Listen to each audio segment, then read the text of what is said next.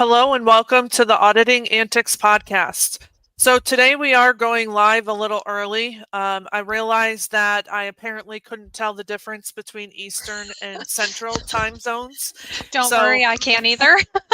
yes, but if you all are interested, I am doing a telehealth webinar today for AMBA. So keep an eye out for that. I'm sure there's options to join after the fact and see that, but we're going to be going over where telehealth is at currently and all the fun things that are surrounding what is in limbo currently. So today on the podcast, we're going to be talking about specifics related to signatures and what that does, not only from a documentation and compliance standpoint, but a lot of people don't realize what that means from, a revenue standpoint, the AR process. So I want to preface this by saying, and the reason that I'm going to say this, I feel like I need to explain this. Some people, you may think that this is common sense, but I will tell you it is not. And a lot of people I work with are not following this proper type of structure and all of the things that come along with it. But what happens is a lot of practices and organizations out there are looking at their AR workflow completely separate from the process of the patient being seen, documentation being completed with a signature. Mhm. So when I meet with a new client, for example, I will often ask, how quickly or how quick is your turnaround time on charge entry? And a lot of them will be like, oh, it's really good. We do it within 24 hours. But then when I ask them if they have processes in place to make sure that the notes are actually complete and signed prior to that billing, a lot of times they'll say, oh, no, we have, we really struggle with that, or we have these two providers that are always signing late. And, this results in a lot of issues. And, Mhm. it can come up in different ways. We'll talk about that today. But first and foremost, you have to understand that this is not a separate process. Along with AR, that signature has to be validated, and not just signature, but completion of documentation. Mhm. Yeah. I think I've been a little bit lucky in that I have always worked within an EMR that didn't allow the physician to even bill the note if it wasn't complete. In fact, we would get lists every month of incomplete documentation that, that end of month time would roll around and we're having to like run around, chase down these physicians or get the practice managers involved, the different providers to get them to close these notes so we could bill for the services. So I think that I've been a little bit lucky in like, as far as responsibility of the signature being there and the billing, but I've definitely seen, like you're saying, where I'm doing an audit, and or even there are times when I work coding projects and all of these charges are coming through and none of the notes are signed. Yeah. And, you really have to look to the workflow of every practice as well. Yeah. Because one of the most extreme situations I've come across, and this was years ago, but we do still have providers and physicians that are insisting on using dictation, for example. Yeah. We've got our old school out there, they don't want to use new technology, all of that. So we still have a person who's receiving that dictation. They're scribing it out, it's coming back, all that jazz. Well, in the situation that I had, there was a big disconnect because there was a particular dictation company that was being used, but they used, we'll just say, like a subcontractor or someone to fill in when their Mhm. staff was on vacation. So when this other group was filling in during vacations, there wasn't a great workflow to follow and make sure that that was actually completed. And Mhm. what we had paired with that was an AR team that at the time didn't really realize these rules and compliance. And they were, priding themselves in 24-hour turnaround time on pushing claims out the door. And what that resulted in was me doing an audit, an annual audit for them. And we had had a situation where 6 months prior, there was a vacation happening, and all of the charges or all of the encounters, I should say, for a provider were completely left undone. Mhm. And the company didn't realize it, the physician didn't realize it, and we had all these charges coming through for my audit, and there was zero documentation for that, and it wasn't complete. Some of them had some dictation, but it wasn't complete, and others were completely missing, and when we tracked it back, it was to the disconnect in that process. Mhm. Now, this might seem like a stupid question, but do you find this more so when the provider's billing is going directly out, or are you actually seeing this when the charges and documentation is going through a coding department?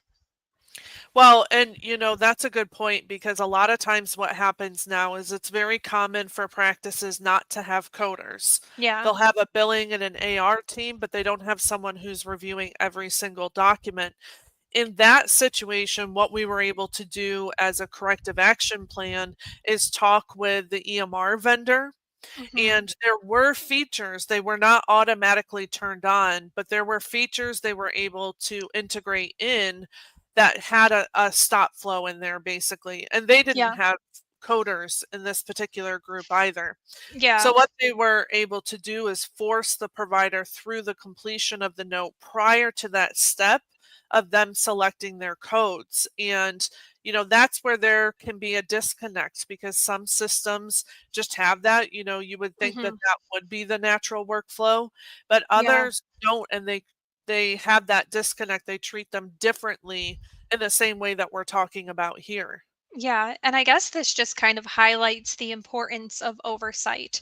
Um, Not just looking at numbers on a screen, but actually having an oversight of what is producing those numbers. Because, yeah, organizations look at AR days, no doubt about it. The lower they are, the better, the happier they are.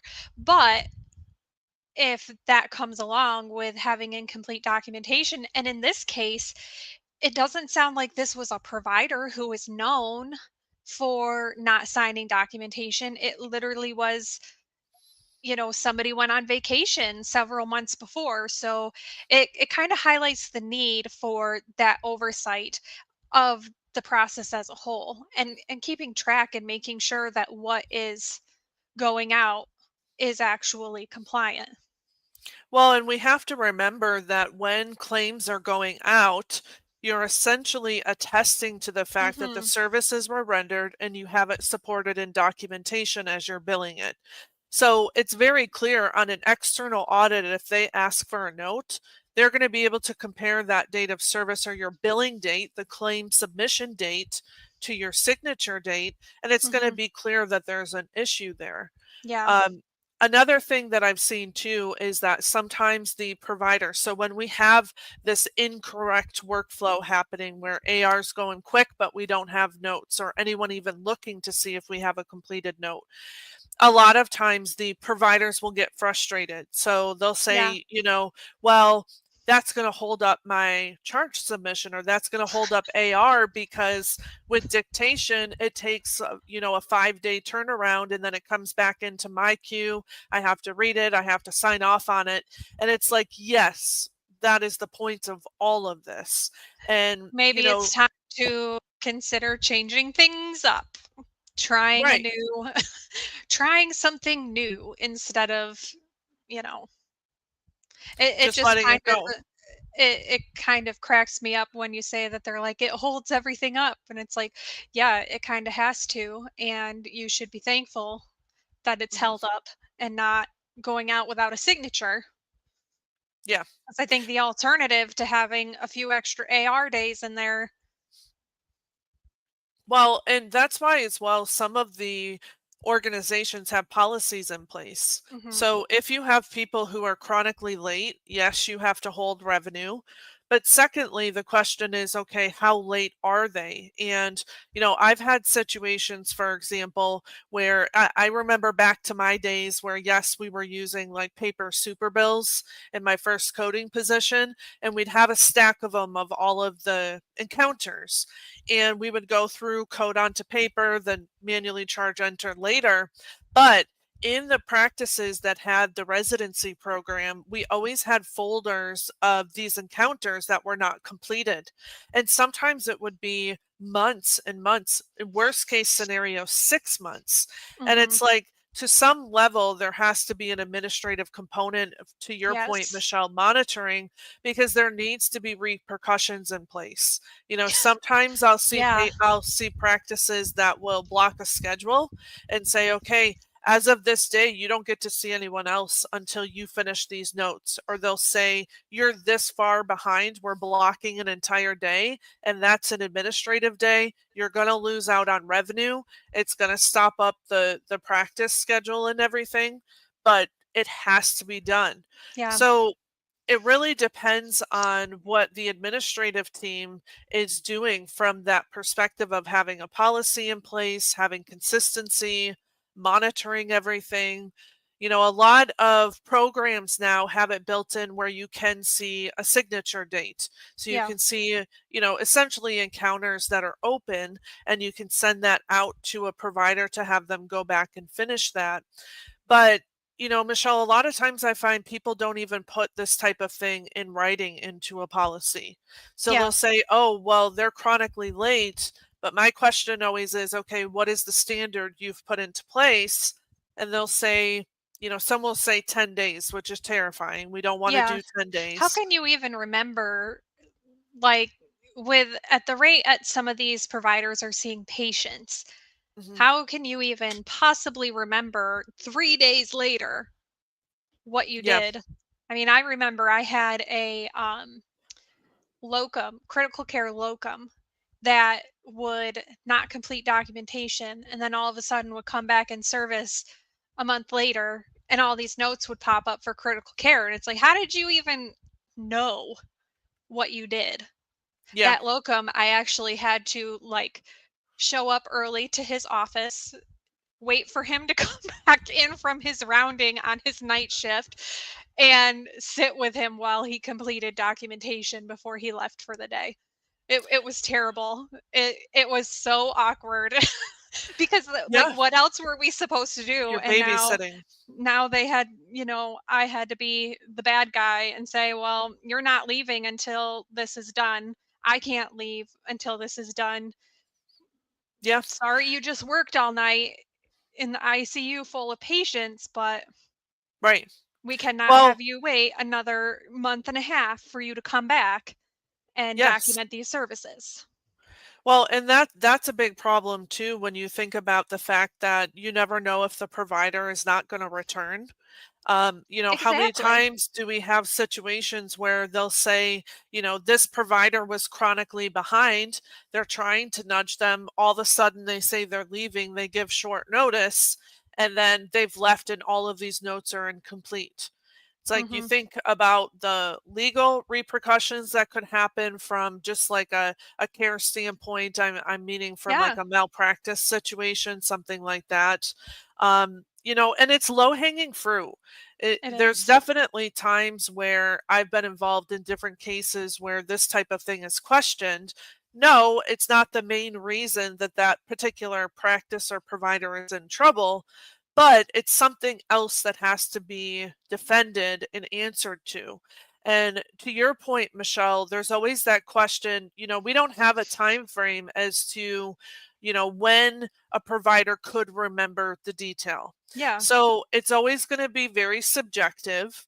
Yep. And, it could be something that, yes, I have met physicians and providers that have really good recall and they remember everything, but there's no way to gauge that. No. So seeing that is going to be a problem. And one of the things that I've noticed as well, when you get different notifications for documentation requests internally, or if I'm helping a practice do this internally, when you gather those notes, and then someone has a freak out moment, and all of a sudden every note has an addendum for March 12th of that year, or every single note going to the payer was open and they make them finish it and sign off a year later prior to submitting to a payer, that's obvious. Yeah. So we're still going to have all of these problems and all of these questions in place as to whether or not the service was rendered, having to defend clinically and from a documentation standpoint. And, one of the things that's hard is that CMS, for example, will say that their viewpoint is best practices is within 24 to 48 hours. Hmm. But we don't necessarily have something that says you must do this by that date or by that number of hours.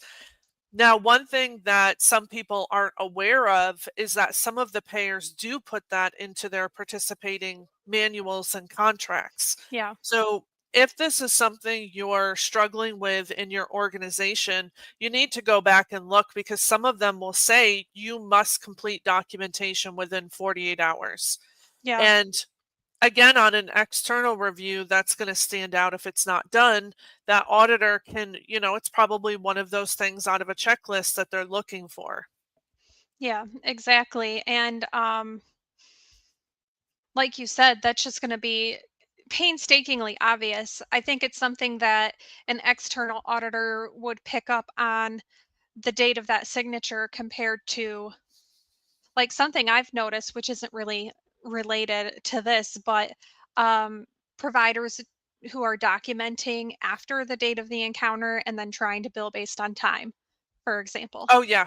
And Yeah. it's like, well, you signed this, you completed this note on, we'll say, 8:20 today, but you saw the patient on 8:17, and you're saying that you spent this amount of time documenting, but you clearly did your Right. documentation on the 20th. So, it just opens up, though it's not just like waiting to sign and do the note, opens up so many questions Yeah. um that could just come back to bite you, and it's not really a best practice. I mean, it's really hard because I do recognize, as I know you do too, the amount of patients that are being put on a provider schedule. I know, even like going into my own doctor's visit before I moved, I really, really, really liked the provider I was seeing for my primary care. But all of a sudden, she was rushing through my visits, and she's like, "Oh, I'm so sorry." She's like, "I have all these patients on my schedule today, and I have no option but to stay on schedule." And it's like, okay, well, we only got to review, like, I literally have been coming in monthly to review these specific things, and we only got to review one of those things. Like, Yeah. so how is administration contributing to these problems by jam packing these provider schedules and Mhm. not allowing for them to have that one time to complete their documentation and sufficient time? Like, you got to Yeah. take into account who the provider is, but also the time to really get in there and talk to their patients and think through things. Because when I go to the doctors, I usually know what I want to talk about. I'm not somebody who's like over here, over there. I have a list of things that I want to discuss. I have like my thoughts on it and what I want to ask them about, and Mhm. I expect all of that along with, the treatment plan to be developed. Right. So when I think about these things, I just think, how has administration contributed Mhm. to some of, like, the late signatures and no signatures on Yeah. on documentation that's being built out in the name of AR. Well, and I've had situations, for example, I was just meeting with a lot of practitioners one-on-one from a particular group, and they're given, I believe, 15-minute time slots. And they're frustrated because we're talking about compliance around documentation practices and all of these things, but yet they're so tied up all day in the schedule trying to stay on track. Yeah. um, Administration is really not wanting to look at this any differently. Yeah. And it's a lot of pressure, it's a lot of stress. It results in them going and doing notes during what they would consider to be, off the clock time. Yeah. And, yes, to your point, there's a lot of things in place that are burdensome. And Mhm. this is just another one where, okay, if that's what's happening, the key point here is you can't just send claims out the door to get that revenue. I've Mhm. seen times too where, you have a quote unquote clean claim that goes out the door and pays even before that note is done. Yeah. So now, one thing I do want to just clarify here, if you look into some of the documentation from CMS, and this is in the different documents that refer to signatures, there will be indications there that say things like claims cannot deny for lack of signature alone. And yes, there can be a process to go and do a late signature. That's very different than late documentation, and now with electronic systems, this Mhm. shouldn't even be happening anyways. But Yeah. I wanted to point that out because some people like to talk about that particular policy and viewpoint and say, well, they have deference for this, and it's like, no, they really don't. And if you look at it, they allow you to go back and attest to the documentation, but still that is a situation where it exists and it just wasn't signed off on, and usually that's not what we're seeing. No, that's not what we're seeing at all. It's rarely just the signature missing. It's either portions of the note aren't even completed. Sometimes I've seen just a template started. Like Mhm, they went in and selected their template and for whatever reason did not finish the note. Um, so that's a very good point, is that's referring to the signature alone, not mhm, documentation. Because I could see how people would think, okay, as long as we get the signature on it, it doesn't matter, because CMS says this over here. mhm. So that's really good to point out. Well, and we've got to think about the detail too. So going back to what I said about, attesting that claim going out is attesting to the fact that the service was rendered and that it's supported in documentation. Hmm. When we think about procedures or we think about variances in a level of service, how are you going to argue that if documentation's done late, let's say that claim went out, it was paid, but then it still doesn't support the high level of service, or it Yeah. doesn't support an E&M with the procedure and all of those things. Yes, those issues exist regardless of late documentation problems, but that's just going to make it that much worse when you have Hmm. external reviews coming up and all of that is happening. So Hmm. Michelle, one of the things that I've worked through with different clients when I see this as an issue is thinking about, okay, what can you put into place to make sure that this isn't happening? Um, Sometimes administration, for example, there will be times that a CFO comes into meetings and they're like, okay, yeah, that's a compliance rule, but, and, they start to give all these reasons why it's going to stop revenue and all of that. So, this is something where, similar to when we had the episode about policies and implementing procedures and things like that, it's really important to have people from different departments and different viewpoints that are involved in Hmm. creating the parameters, agreeing to it, and putting it into writing. Yeah, I mean, you really have to be willing to combat some of that, some of those thoughts that are being thrown out there about revenue, because we all have a role to play and we all have the knowledge in our specific role. So the CFO, what they're looking at the revenue. They're not looking at how the revenue got there. Is the revenue that we got correct? They're focused on the revenue. That's why they have us to make sure that it's compliant, that you're going to get to keep what you've made. So you have to have the ability to stand up and say, no, this isn't how.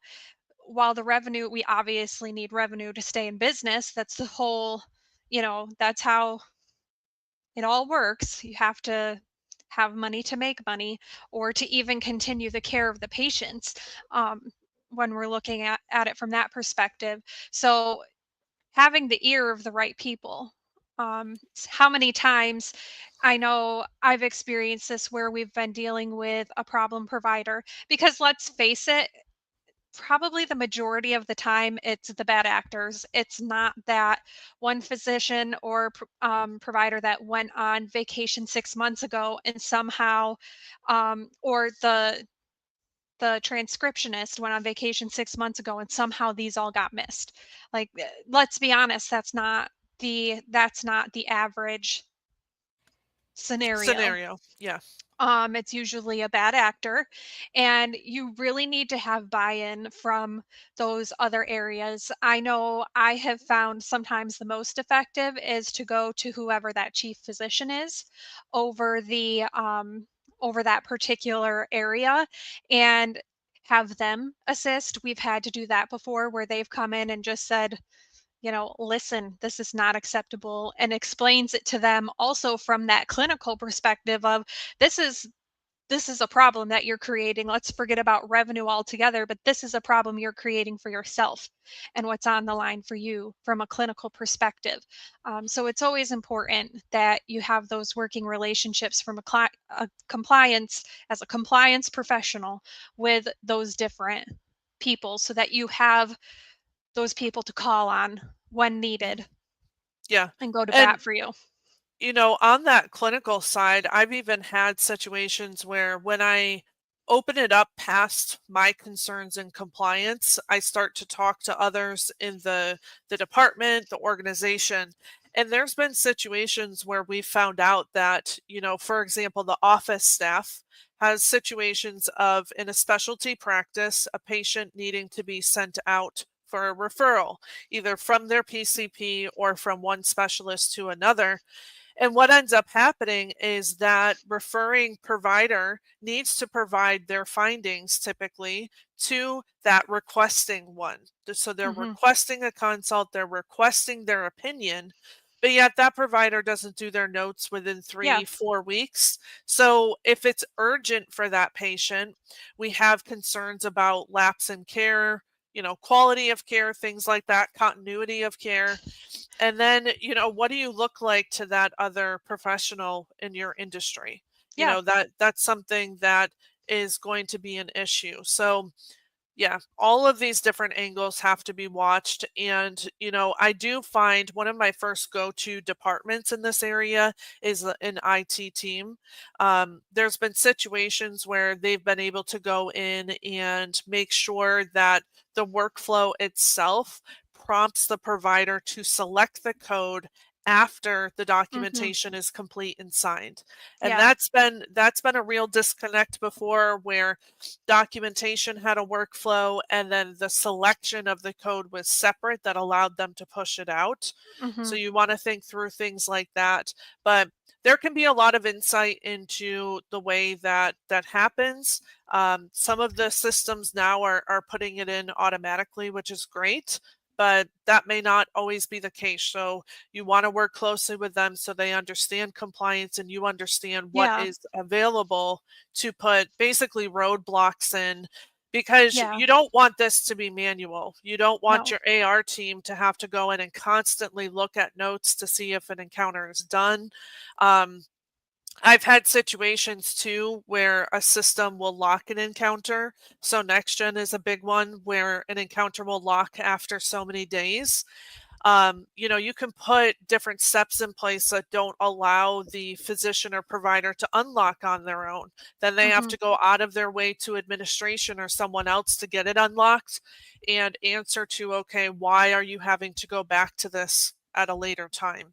Yeah. So, look at every angle and make sure that you have compliance there as always. Any closing thoughts on that, Michelle? No, I just think with technology this day and age and the different EMRs that people are using, if you haven't done so, take a look and see what the capabilities are.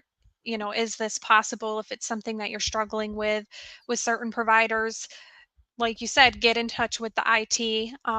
If you aren't doing so, have a audit plan in place to be checking the claims, not only for signature, but for other reasons as well, to get ahead of some of these problems. Yeah, and the last thing I will say, if you are watching this, listening to this, and the workflow in your practice is pushing out charges 24 to 48 hours after, and your process does not include verification of closed documentation, or you don't know if your EMR over to your practice management system has that stopgap in place, you have to check that immediately. Mm-hmm. And if it's happening, you've got to get on top of this and get a workflow in place so that your revenue is not just going out the door. Yeah. All right. Well, that's it for this week. I hope everybody has a good rest of your week, and we will see you back next week.